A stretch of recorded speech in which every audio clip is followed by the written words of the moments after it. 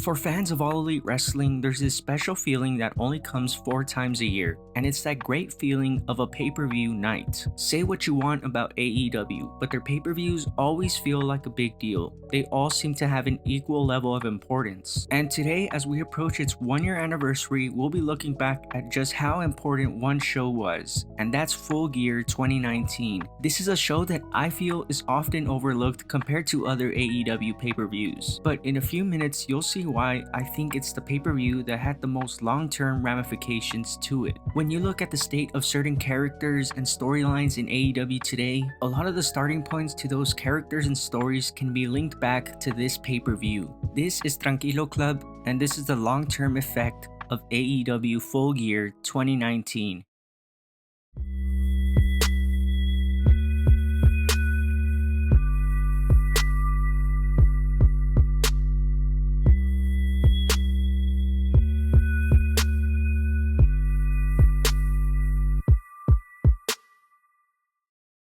Full Gear 2019 was the first pay-per-view of the AEW Dynamite era, meaning the build-up to this one was different than the other 2 pay-per-views before it. It was the first pay-per-view that AEW produced that was built completely on their weekly TV show. So this meant there was a more organic build to characters and stories, and most importantly, crowds were there to get fully invested into these stories. The build to this pay-per-view would, in my opinion, still be one of the best builds AEW has had to any of their pay-per-views so far. And I will admit, this pay-per-view did benefit greatly from the build taking place on the first 4 episodes of AEW Dynamite, just because Dynamite was so fresh and so new that the crowd was so invested in anything that they were doing. But to AEW's credit, they gave the fans a lot to care about for this pay-per-view. There were a lot of great Dynamite moments in the lead up to this show, like Cody's undesirable to undeniable promo, the Concourse Dippin' Dots brawl, the Inner Circle parody video of Cody, Moxley and Omega playing mind games on each other, and of course the epic brawl that ended the Go Home episode to Full Gear, where every story seemed to connect. There was a lot of hype going into Full Gear, and in my opinion, this show absolutely delivered. And with the benefit of hindsight, it's safe to say that it delivered more than any of us could have imagined. Full Gear 2019 took place on November 9th, 2019 at the Royal Farms Arena in Baltimore, Maryland. And right off the bat, I just want to say, man, do I miss AEW crowds. There's just something special about seeing a full-sized arena packed to the rafters with fans for a non-WWE wrestling show.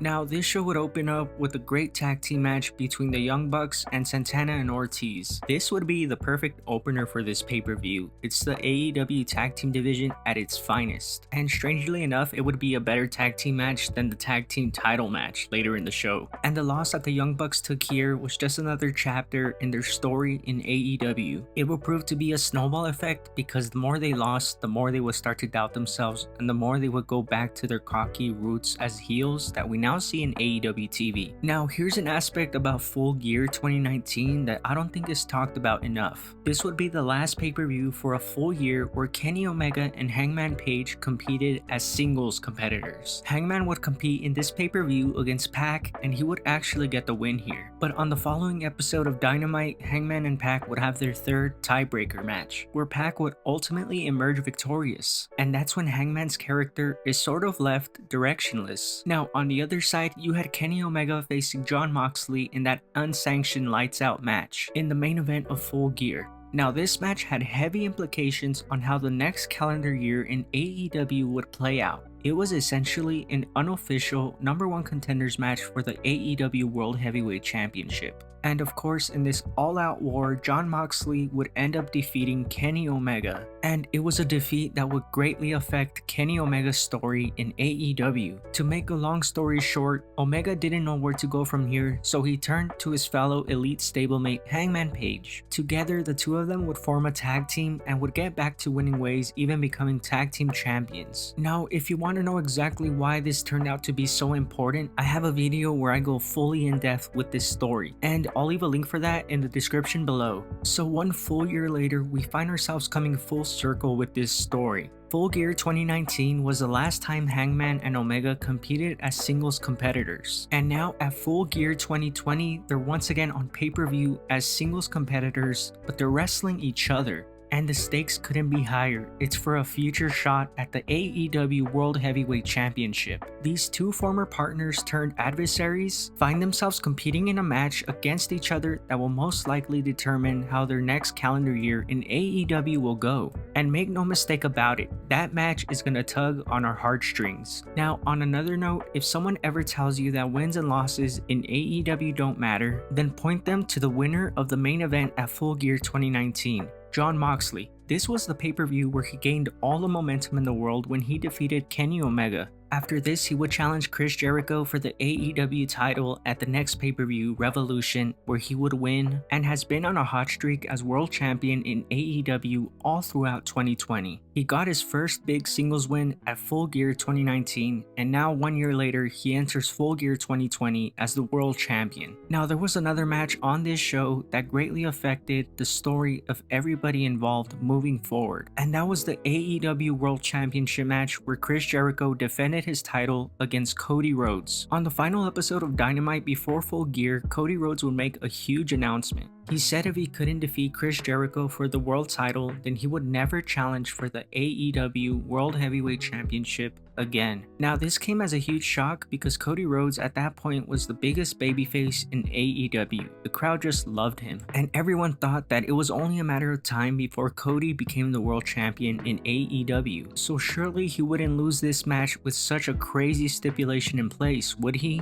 Well, he did. Chris Jericho would retain the AEW World title in controversial fashion. After he had Cody in a lion tamer in the middle of the ring for what seemed like minutes, MJF would throw in the towel for Cody despite Cody never tapping out. After the match was over, MJF got on his knees and begged Cody for forgiveness, and after hesitating for a bit, Cody did forgive MJF. But before they could fully embrace, MJF gave Cody the low blow. And when MJF turned his back on Cody, it truly made him the biggest heel in AEW, and it's led to the great run that he's on right now. And as for Cody, well, due to the stipulation he himself added to this match at Full Gear, it left him without a prize to fight for. So for a while after this, he was fighting for pride. He would have an epic build-up for his grudge match with MJF at Revolution, but it was a match that he would end up losing. So after losing two big matches back-to-back on pay-per-view, many wondered what was next for Cody Rhodes. Enter the TNT Championship. Cody wasn't able to compete for the World Championship, but that didn't mean he wasn't able to compete for any other title in AEW. So when a secondary title was introduced, it made perfect sense that Cody Rhodes would go after it. And as we know now, he would become the inaugural TNT champion, and he's now currently in his second reign. He left Full Gear 2019 unable to compete for the world title, and he enters Full Gear 2020 as the reigning TNT champion,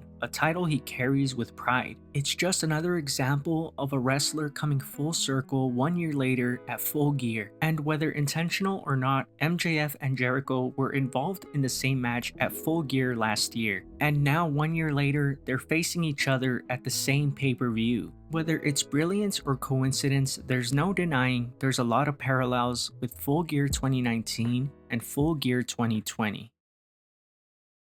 I stand by my case that Full Gear 2019 is one of the more underrated AEW pay-per-views. It's a show that's gotten better with time, and it's great watching it back considering where the characters ended up because of what happened in this show. But to be more specific, what happened to the Elite on this show. All members of the Elite, except for one, lost their match on this show. The only Elite member that came out victorious was Hangman Page, and it's quite ironic that it was Hangman who came out victorious, considering he was the one most disconnected from the Elite at this time. But ever since this show happened, the Elite has not been the same. I mean, hell, they're not even together anymore. But could this be the show where we can pinpoint where the fall of the Elite truly started? I want to go back to a point about Hangman Page. He might have been the only member of the Elite who came out victorious at Full Gear 2019, but he's the only one amongst his former Elite brethren who enters Full Gear 2020 at odds with himself. The Young Bucks, Cody, and Kenny are going into Full Gear 2020 fully aware of what their goal is, but Hangman is still broken from his fallout with Kenny, the Bucks, and basically everybody of the Elite. And to make matters worse, he's facing his former tag team partner.